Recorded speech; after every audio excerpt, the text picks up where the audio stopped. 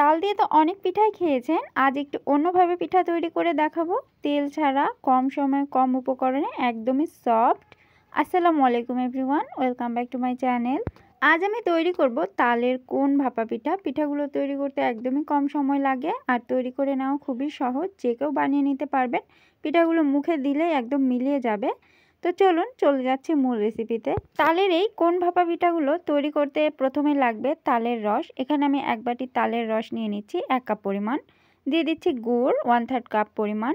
আপনারা এখানে চিনিটাও ব্যবহার করতে পারেন। দিয়ে দিচ্ছি চালের গুঁড়া, এখানে আমার ভিজা চালের গুঁড়া আছে, আপনারা শুকনো চালের গুঁড়াটাও দিয়ে করে নিতে পারেন। এখন হাতের সাহায্যে সবকিছু খুব ভালোভাবে মিশিয়ে নিব। গুড়গুলো প্রথমে ভেঙে নিচ্ছি। মিশানো হয়ে গেছে, এখন মনে হচ্ছে ব্যাটারটা অনেক পাতলা আছে, তো এখানে আমি আরও 1/2 কাপ চালের গুঁড়ি দিয়ে দিচ্ছি। তবে আপনারা শুকনো চালের গুঁড়ি দিলে 1 কাপ দিয়ে হয়ে যাবে। এখানে আমি তালের রস, চালের গুঁড়া আর গুড় দিয়েছি, এখানে আর কিছুই লাগেনি। প্রথমে বলেছি কম উপকরণে তৈরি করব, শেষের দিকে একটা জিনিস অ্যাড করে দিব, সেটা আপনাদেরকে দেখিয়ে দিব। তো মিশ্রণটা রেডি, এটাকে এখন একপাশে রেখে দিচ্ছি। এখানে আমি কিছু কাঁঠালের পাতা নিয়েছি, খুব ভালোভাবে ধুয়ে পরিষ্কার করে নিয়েছি। এটাকে দিয়ে এখন কোণ তৈরি করে নিব। তো দেখুন কিভাবে তৈরি করে নিচ্ছি। প্রথমে এই যে মাঝখান থেকে একটু চেপে নিব, তাহলে মুখটা বন্ধ হয়ে যাবে, কোনো প্রকার ফুটা থাকবে না। আর গোল করে ঘুরিয়ে নিচ্ছি। ঘুরিয়ে নেওয়ার পরে একটি কোণ আইসক্রিমের মতো তৈরি হয়ে গেছে। এখানে এখন এই মাথাটা কাঠি দিয়ে আটকে নিব। তো কিভাবে আমি তৈরি করে নিচ্ছি আপনারা দেখেই বুঝতে পারবেন, একটু ভালো করে খেয়াল করুন। এখানে কাঠিগুলো আমি নারকেল পাতার কাঠি দিয়ে বানিয়ে নিয়েছি, তবে আপনারা টুথপিক দিয়েও আটকে নিতে পারেন। তো মুখটা আটকে নেওয়া হয়ে গেলে দেখুন কত সুন্দর কোণ তৈরি হয়ে গেল, ঠিক যেন পানের খিলি। এভাবে আমি সবগুলো তৈরি করে নিব। তো বোঝার সুবিধার্থে আবারও আমি দেখিয়ে দিচ্ছি একটু ফাস্ট করে। তো এভাবে আমি অনেকগুলো তৈরি করে নিয়েছি। এখন আমি এর মধ্যে ব্যাটারগুলো দিয়ে দিব। আমি আগে থেকে যে একটি তালের রসের ব্যাটার তৈরি করে রেখেছিলাম, এর মধ্যে দিয়ে দিচ্ছি 1/2 চামচ থেকে কম বেকিং সোডা, আরও 1/2 চামচ থেকে কম বেকিং পাউডার দিয়ে দিচ্ছি। তবে আপনারা 1/2 চামচ বেকিং সোডা বা বেকিং পাউডার দিয়ে দিলে হয়ে যাবে। আমি দুটোই দিয়েছি। খুব ভালোভাবে নেড়েচেড়ে মিশিয়ে নিয়েছি। দেখুন ব্যাটারটা এরকম থকথকে হবে।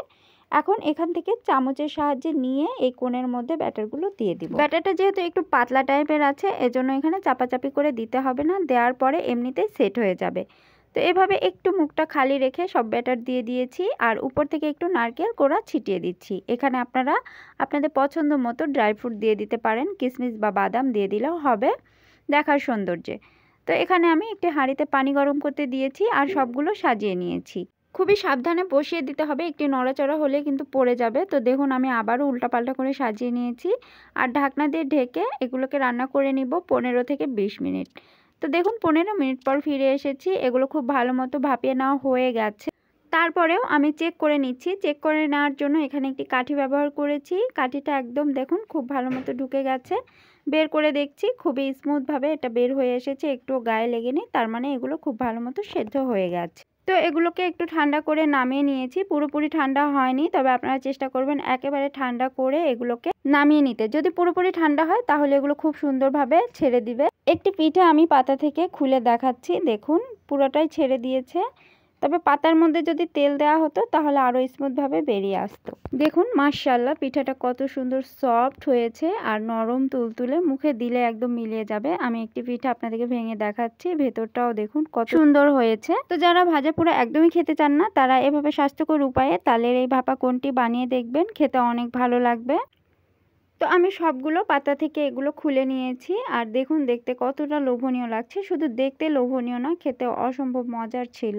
এই পিঠাগুলো একদমই কম সময়ে কম উপকরণে ঝটপট তৈরি করে নেওয়া যায়।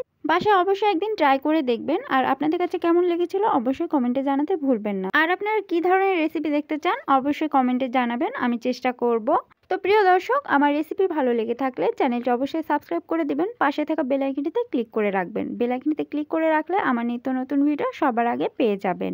আর যারা যারা ফেসবুক পেজ থেকে আমার ভিডিওটি দেখছেন তারা অবশ্যই পেজটি ফলো দিয়ে রাখবেন। আজ আর কথা বাড়াচ্ছি না, আজকের মতো এখানেই বিদায় নিচ্ছি। পরবর্তীতে নতুন কোনো রেসিপি নিয়ে আবারও হাজির হয়ে যাব। সে পর্যন্ত সবাই ভালো থাকবেন, সুস্থ থাকবেন।